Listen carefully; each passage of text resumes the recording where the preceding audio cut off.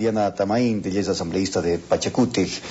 En la comunidad de Tarimiat, en Morona, Santiago, 200 personas están en riesgo de la denominada rabia humana. De hecho, se ha reportado la muerte de 3 niños en esta zona del oriente ecuatoriano. Conversaremos justamente sobre este tema con Diana Atamaín.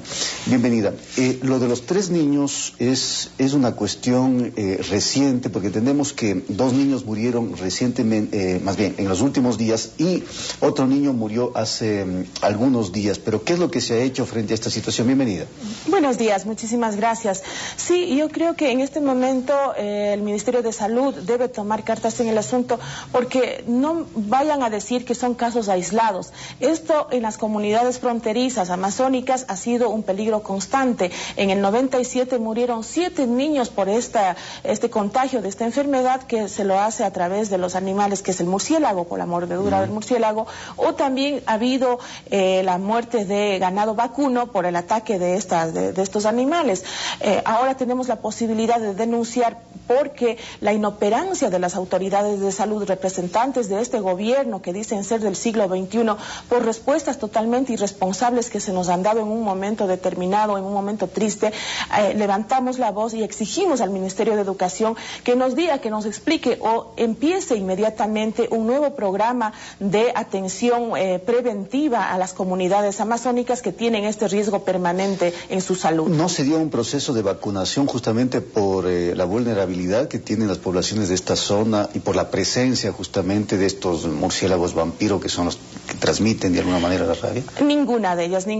Precisamente ahora son alrededor de 50 personas que viven en la comunidad de Tarimiat que necesitan de la vacuna, que consiste en 7 dosis, digamos, o 7 aplicaciones por persona, y que están cercanas a otras comunidades, por ejemplo la cabecera parroquial de Huasaga, que son como 800 habitantes que necesitan para tener esta medicina preventiva con la vacuna, porque están en alto riesgo. Además, Agrocalidad debe intervenir para controlar la proliferación de estos animales, y también el Ministerio de Salud mira la posibilidad de donar toldos, porque como sabemos, las casas Shuar en la frontera, en las comunidades, no tienen paredes, no tienen puertas, no tienen ventanas, y sobre todo las personas de la tercera edad y los niños son los más vulnerables a ser atacados por estos animales. ¿Cuántas personas están en riesgo en esta comunidad en los actuales momentos? En este momento 50 personas que pertenecen en la comunidad de Tarimiat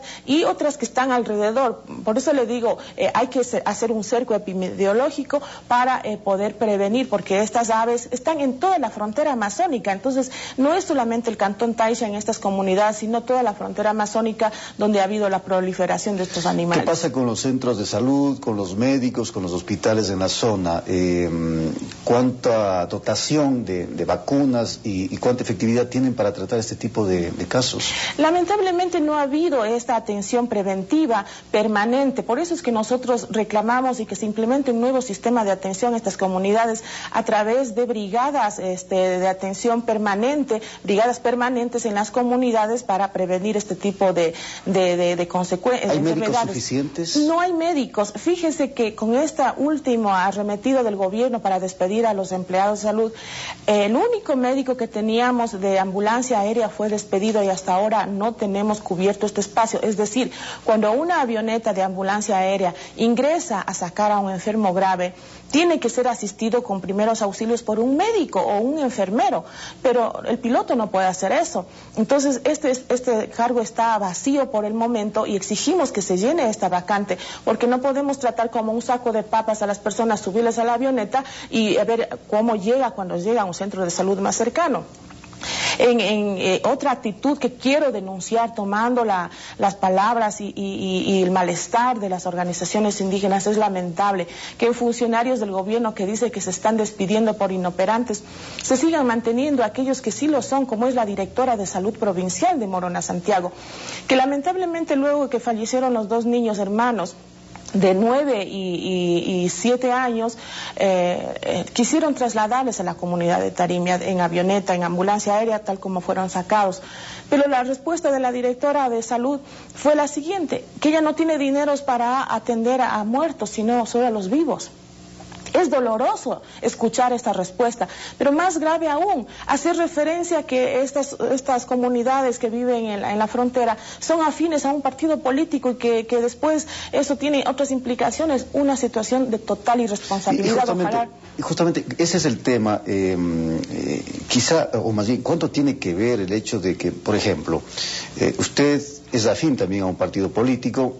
Hay gente de la comunidad que quizá es afín a otro partido político o al mismo partido político al que usted de alguna manera pertenece.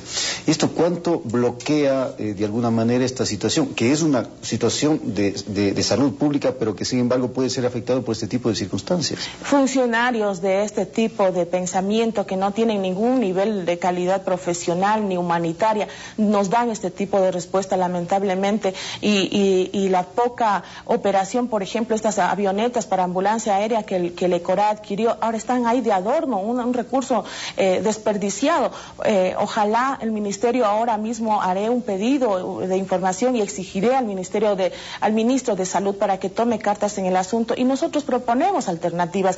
Precisamente hay las autoridades provinciales y locales, las alcaldías están dispuestos a colaborar para que el ministerio emprenda un proceso de atención permanente con brigadas permanentes en las comunidades, implementar botiquines comunitarios, capacitación. Yo creo que es una forma de llevar adelante el bienestar en estas comunidades, y por supuesto las autoridades locales están dispuestas a compartir esta responsabilidad con el Ministerio de Salud. Ojalá el ministro sea sensible a esta situación de la Amazonía. Mientras tanto, no se ha tomado cartas en el asunto, es decir, ¿ha habido algún tipo de acción por parte de las autoridades de salud frente ya a estas 3 muertes y el riesgo de las otras personas? ¿Ha habido algún tipo de gestión?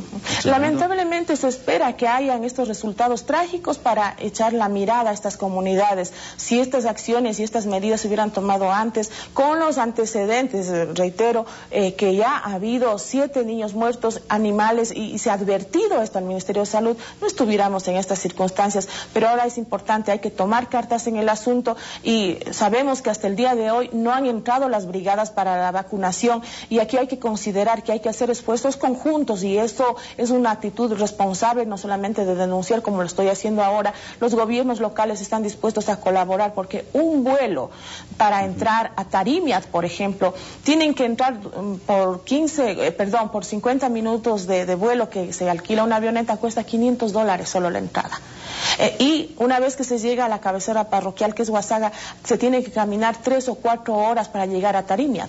Entonces las circunstancias de la logística son altamente costosas, se demora mucho, pero eso debe conocer y actuar con esas circunstancias, tener un plan de acción preventiva especial para las comunidades amazónicas del Ministerio de Salud, pero parece que sus funcionarios no están trabajando para eso. Se ha comprobado que la muerte de los niños, yo había mencionado, de acuerdo a las denuncias, de acuerdo al reporte que he recibido, ha sido justamente por esta rabia humana.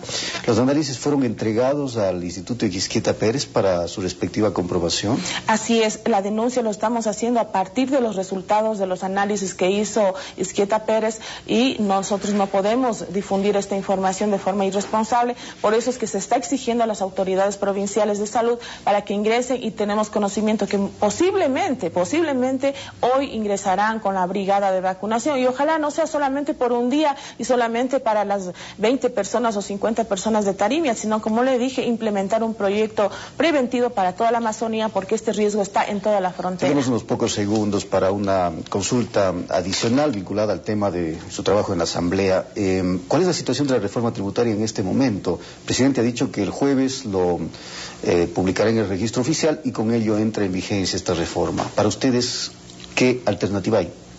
Esas expresiones del presidente de la República no son otra cosa más que en este país se está instaurando una dictadura camuflada con democracia del siglo XXI. Correcto, pero dentro del plano legal y constitucional, ¿qué queda por hacer? Porque el presidente también está en su atribución constitucional de publicar una ley frente a la inoperancia de la Asamblea, porque es responsabilidad de la Asamblea. Aquí hay que estar conscientes que sí, efectivamente ha habido un vacío en la ley orgánica de la función legislativa, donde no se determina o no se dice qué pasa cuando no hay un informe de una comisión para tratar un proyecto de ley. Pero ha habido un pronunciamiento legal, constitucional de la Asamblea, porque la Asamblea se pronuncia a través de leyes, decretos o resoluciones.